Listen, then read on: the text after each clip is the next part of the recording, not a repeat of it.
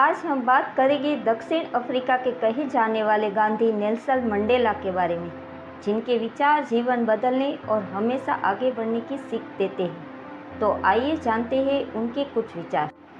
एक अच्छा दिमाग और एक अच्छा दिल हमेशा एक ज़बरदस्त कॉम्बिनेशन है।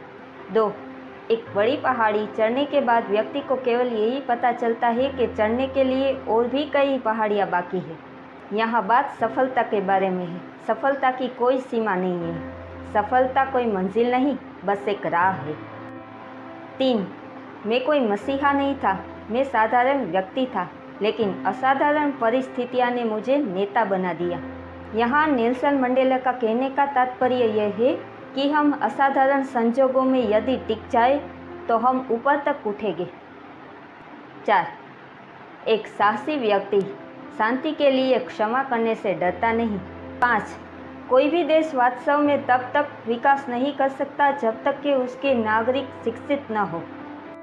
वीडियो कैसा लगा ये कमेंट करके ज़रूर बताइए। वीडियो को लाइक कीजिए और शेयर ज़रूर कीजिए।